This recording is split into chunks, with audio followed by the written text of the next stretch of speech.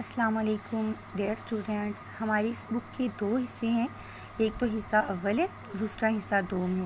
تو ہم first part کے جو فرسٹ چیپٹر ہے کھیلوں کی اہمیت اور افادیت، یہ ہمارا کمپلیٹ ہو چکا ہے۔ اس کے لانگ کوسچنس، شارٹ کوسچن اور ایم سی کیوز ہو چکے ہیں۔ تو جو چیپٹر نمبر 2 اور چیپٹر نمبر 3 ہے، ان کو آن لائن نہیں پڑھایا جا سکتا کیونکہ یہ پریکٹیکل میں شامل ہے۔ نیکسٹ جو ہمارا حصہ دوم ہے، آج ہم اس کا فرسٹ چیپٹر پڑھیں گے، جسمانی نظام اور ان کی کارکردگی، پیج نمبر 117۔ یہ ہے ہمارا چیپٹر جسمانی نظام اور ان کی کارکردگی۔ تو یہ نظام انہضام یہ ہم فرسٹ ایئر میں پڑھ چکے ہیں کہ انسانی جسم میں 11 نظام کام کر رہے ہیں، جس کی بدولت ہمارا جو سسٹم ہے وہ چل رہا ہے۔ تو یہاں پہ نظام انہضام کو وہ وضاحت سے کریں گے بیان۔ فرسٹ ہمارا کوشچن ہے نظام انہضام۔ ہم جانتے ہیں کہ ہماری باڈی میں جو ہاضمے کا عمل ہے اس کو نظام انہضام کہا جاتا ہے۔ تو یہ شارٹ کوشچن میں بھی وہ پوچھ سکتے ہیں کہ نظام انہضام کسے کہتے ہیں۔ تو ہر انسان کو زندہ رہنے کے لیے خوراک کی ضرورت ہوتی ہے۔ خوراک کو جسم میں ہضم ہونے کے لیے ایک خاص عمل سے گزرنا پڑتا ہے۔ خوراک کے ہضم ہو کر انسانی جسم کا حصہ بننے کے عمل کو نظام انہضام کہا جاتا ہے۔ نظام انہضام میں انسانی جسم کے مختلف اعضاء حصہ لیتے ہیں۔ ان اعضاء کو اعضائے انہضام کہا جاتا ہے۔ نظام انہضام کی اجزاء مندرجہ ذیل ہیں، یعنی نظام انہضام میں جو ہمارے باڈی پارٹس حصہ لیتے ہیں وہ یہ درجہ ذیل ہیں۔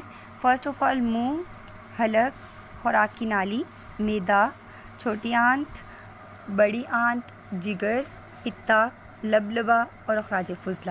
اب ہم ان کو تفصیلاً پڑھتے ہیں۔ منہ، خوراک کی ہضم ہونے کا عمل منہ سے شروع ہوتا ہے۔ یہ ایک خلا ہے جس میں دانت، ہونٹ، زبان اور تالو شامل ہے۔ منہ میں خوراک کے بڑے ذرات چھوٹے ذرات میں تبدیل ہوتے ہیں۔ ہونٹ غذا کو باہر نکلنے سے روکتے ہیں۔ زبان غذا کو الٹ پلٹ کر دانتوں کے نیچے لاتی ہے۔ زبان خوراک کا ذائقہ چکھنے میں مدد دیتی ہے۔ دانت خوراک کو چباتے ہیں۔ اس عمل کے دوران منہ سے لعاب دہن سلائیوا یعنی تھوک جاری ہوتا رہتا ہے۔ یہ ایک خاص قسم کی رطوبت ہے جس سے خوراک نرم اور گیلی ہو کر آسانی سے حلق میں اتر جاتی ہے۔ یعنی یہ وہ پارٹس ہیں جن کی بدولت ہم خوراک کو اپنے معدے تک پہنچاتے ہیں اور آگے پھر کن نظاموں کے تحت ہمارے خوراک کا ہضم ہونے کا پروسیس سٹارٹ ہوتا ہے۔ تو سب سے پہلے آپ جانتے ہیں کہ خوراک کو ہم منہ میں ہی رکھتے ہیں اور اس کو اچھی طریقے سے چبا کر آگے حلق میں بھیج دیتے ہیں۔ تو سیکنڈ ہے حلق۔ یہ ایک کیف نما عضلاتی آلہ ہے۔ چبائی ہوئی باریک خوراک اسی آلے سے گزر کر خوراک کی نالی میں چلی جاتی ہے۔ آگے سٹارٹ ہو جاتی ہے خوراک کی نالی۔ یہ تقریباً 25 سینٹی میٹر لمبی نالی ہے جو حلق سے معدہ تک جاتی ہے۔ یہ ایک عضلاتی نالی ہے جو حلق سے معدہ تک ہوتی ہوئی سانس کی نالی کے نیچے واقع ہے۔ اس کے دباؤ کی وجہ سے خوراک معدہ کی طرف جاتی ہے۔ یعنی پہلے ہم خوراک کو منہ میں رکھتے ہیں، پھر ہم خوراک کو آگے دھکیلتے ہیں اور وہ حلق میں چلی جاتی ہیں۔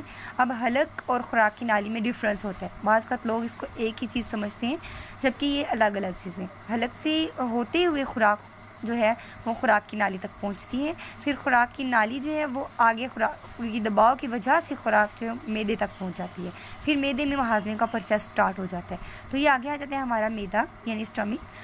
معدہ خوراک کے ہضم ہونے کے عمل میں ایک اہم کردار ادا کرتا ہے۔ یہ پیٹ کے اوپر کے حصے کے درمیانی چھاتی کے نیچے زیادہ تر بائیں جانب واقع ہوتا ہے۔ اس میں تقریباً 2.5 کلو غذا آ سکتی ہے۔ معدہ کے اوپر والے حصے کو پائلورک اینڈ کہتے ہیں۔ معدے کا حجم انسان کی عمر اور قد کے مطابق ہوتا ہے۔ معدے کی 3 تہیں ہوتی ہیں۔ پہلی تہہ جو ہے اوپر کی تہہ ایک پتلی سی جھلی جسے پیریٹونیم کہتے ہیں۔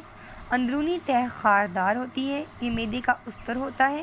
یہ غذا کے معدے میں داخل ہونے پر ایک خاص قسم کی رطوبت خارج کرتے ہیں جسے گیسٹرک جوس کہتے ہیں۔ یعنی اس گیسٹرک جوس کی بدولت ہی ہمارا خوراک جو ہے وہ اچھے سے ہضم ہو سکتی ہے۔ آگے تھرڈ جو ہے وہ درمیانی تہہ، یہ غیر ارادی عضلات سے بنی ہوتی ہے۔ نیکسٹ جو ہے یہ ہماری چھوٹی آنت ہے۔ یہ آنت معدے کے نچلے سوراخ پائلورک اینڈ سے شروع ہوتی ہے لیکن چھوٹی آنت کہلاتی ہے کہ یہ آنت قطر میں کم اور تنگ ہوتی ہے۔ اس کے ابتدائی حصے کو ڈیوڈینیم اور اسے 12 انگشتی آنت بھی کہتے ہیں۔